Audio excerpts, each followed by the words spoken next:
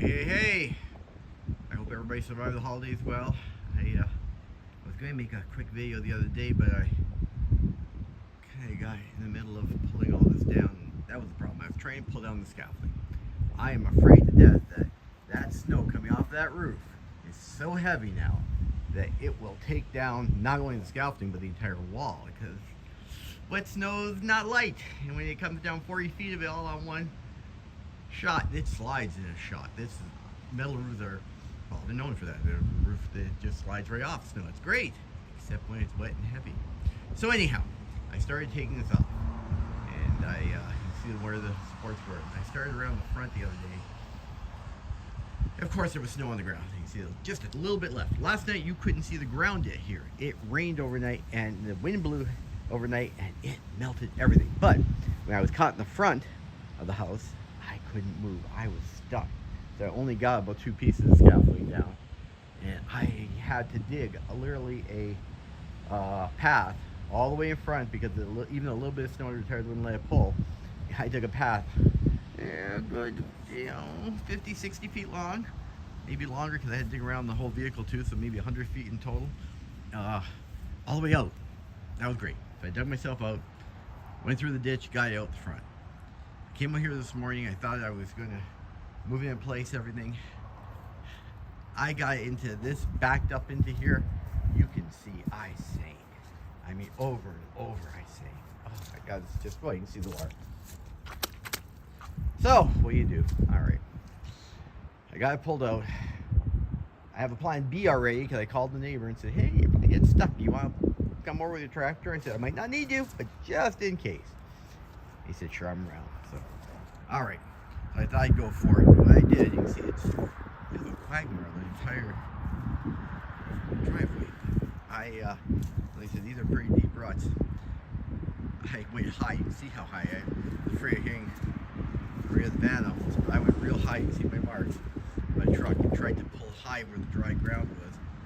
And even doing that, the trailer, literally, you can see the marks down here in front of me, slid sideways. It was pushing sideways behind me. But I got it. I got it right there. I think I can get these last 2 pieces on this side down. And so I'm going to have to get around the back. I've got 1 piece on the back side here. I got down the back on the front here, but I couldn't get the side of the building down. So I got to get the machine 3 locations at least to finish.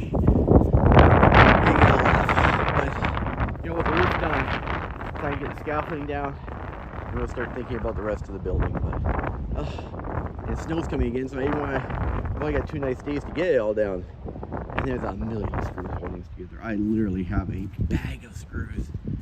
And of course, I did the stupidest thing in the world. I got stuck up in it again. I forgot. Well, I didn't forget.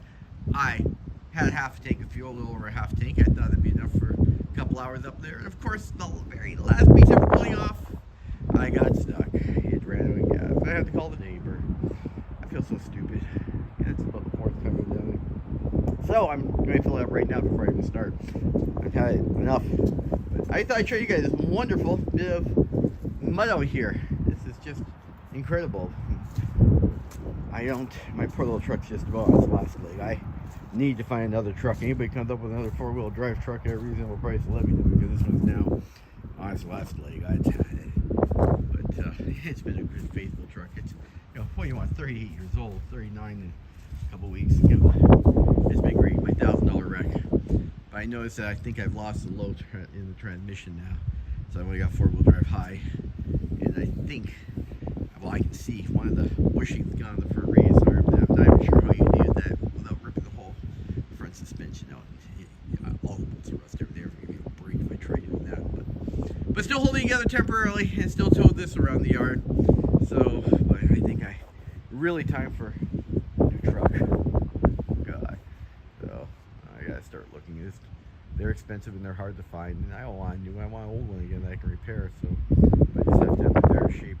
Wish I could find one in South Carolina and Georgia, somewhere that doesn't have snow again, so it's now ride out. I don't mind doing the mechanical work, but once they're ride so badly, that one had no floor in it, no the back's right back. You guys might get a laugh. I can go get this down, but you guys might get a bit of a laugh. I haven't shown my truck in a while up close, but that's, you can see there's not much left of the tailgate anymore, and I've kind of babied it together. That's nothing. These were the patches I put on last year. Oh, 5 years ago, more than that, 10 years ago almost probably.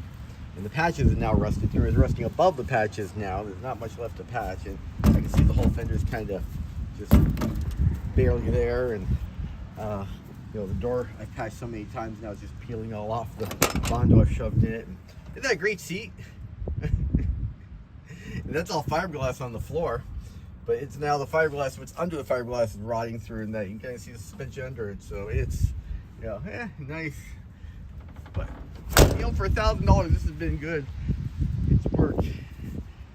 Even my snowplow now has rust holes right through the plow, and I have to be careful closing the hood because the hood has folded in half. You can see a rust hole through the middle of the hood, but the hood is now folding in half when I do it. And this maybe is better to show the patch I put on.